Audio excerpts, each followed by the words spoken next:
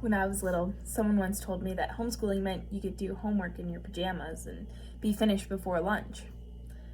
As I stand here today, after years of Latin translations, rhetoric debates, Zoom meeting meltdowns, and physics labs that definitely did not finish before lunch, I can confidently say they lied.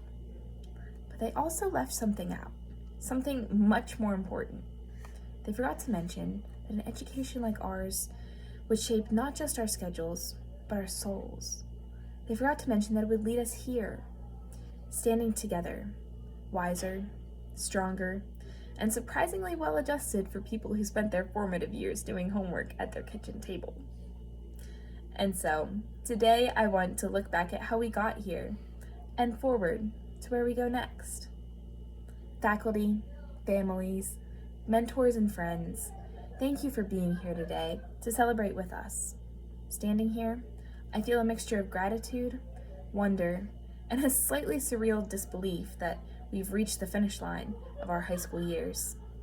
We completed the assignments, survived the tests, read the books, debated everything from theology to Tolkien, and somehow still found time to maintain our sanity. Although, for some, just barely. As someone who has been homeschooled for my entire life, I didn't always imagine myself in a ceremony like this one. But joining this study center in 7th grade changed the trajectory of my education in the best way.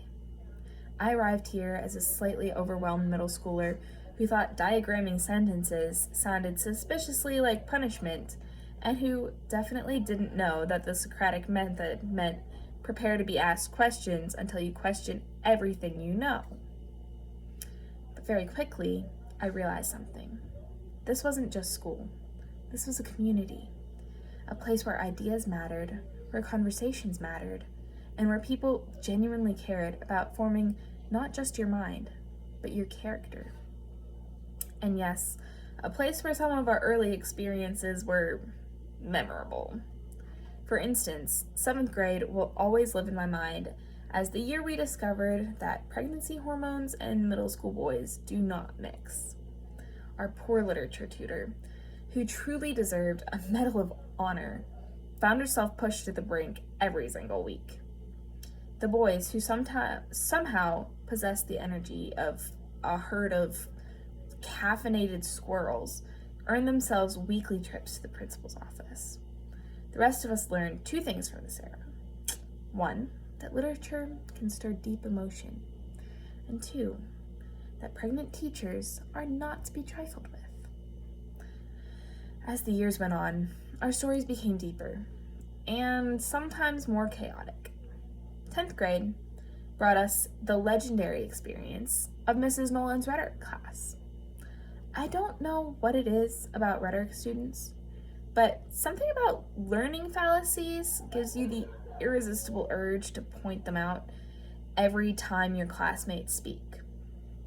You'd think our class was arguing constitutional law the way we went after our debates.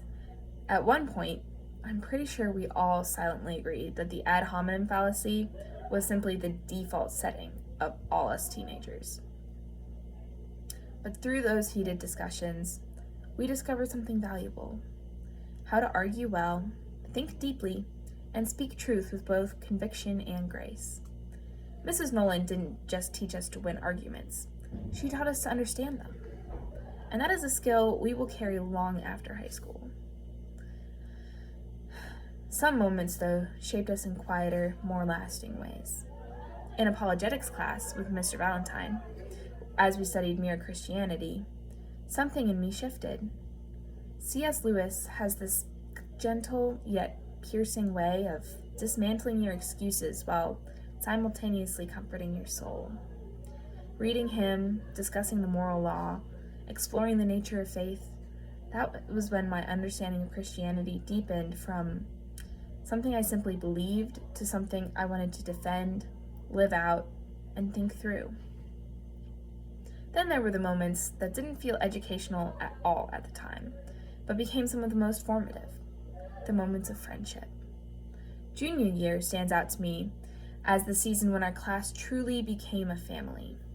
The girls especially grew close during countless lunch periods, volleyball games, and something about sharing snacks, stress, victories, and pre-test panic will bond people faster than any group project could. Those conversations we had about life, fears, faith, and dreams created a sense of belonging I will always treasure. And of course, none of this could have happened without the people who guided us with wisdom, patience, and occasionally sheer grit. To my dad, thank you for teaching intermediate logic and algebra 2, for explaining mathematical mysteries with calm persistence, and for proving that love sometimes looks like helping your daughter understand quadratic equations even when it's late at night and both of you would rather be doing literally anything else. To Mrs. Fike, you shepherded us through the chaotic jungles of chemistry and physics. Many of us walked into your class trembling before the periodic table, unsure if we were prepared for what awaited us. But you taught us that science is not a threat. It's a language, one we can learn with patience and courage. To Mrs. Seawald, thank you for making personal finance the hidden gem of our high school experience. You were a daily reminder that joy and energy are contagious. You brought order to the mysterious world of taxes, budgeting, and the phrase long-term financial stability, which previously sounded like something adults talk about while children nod. And to Mr. Thomas, your theology class is something we will never forget. You made deep questions approachable, hard topics understandable, and the Word of God alive. You taught us that theology isn't simply information, it's devotion. Now here we are, standing at the threshold of our future. Many of us will be heading to Grove City College this fall. Some of us know what we want to study. Others are still discerning. But regardless of our paths, we are united by something deeper. The foundation given to us by this classical Christian education. We have learned to read carefully, think critically, write clearly, and argue charitably. We have learned to seek truth even when it is unpopular. We have learned that virtue is not accidental, it is practiced. We have learned that humility and courage are two sides of the same virtue. And we have learned that education is not about filling our minds with facts, but about forming our souls to love what is true, good, and beautiful. The world we are entering is loud. It is distracted. It is quick to react and slow to reflect. It is full of easy answers and shallow thinking. But we have been trained, not in shortcuts, but in depth, not in slogans, but in reason, not in relativism, but in truth. And that gives me hope. Because our generation needs thinkers who are grounded, listeners who are discerning, leaders who are humble, and Christians whose faith is both intelligent and compassionate. When I first began this journey as a lifelong homeschooler, people told me homeschooling meant flexibility, pajamas, and an early dismissal. But now, standing here at the end of this chapter, I know the truth. Homeschooling, and this study center in particular, gave us something far richer. It gave us mentors who pushed us, friends who supported us, truth that shapes us, and faith that grounded us, and an education sturdy enough to carry us into whatever happens next. So maybe the pajamas stereotype isn't entirely accurate, because what we actually gained wasn't comfort, it was calling. My fellow graduates, as we step forward into college, into new communities, into new challenges, may we carry with us everything this place has instilled in us: wonder, courage, gratitude, and a heart anchored in truth. And may we begin this next season the way we began the first one, with curiosity, with hope, and even if not literally, with the boldness of people who once did school in their pajamas and survived to tell the tale.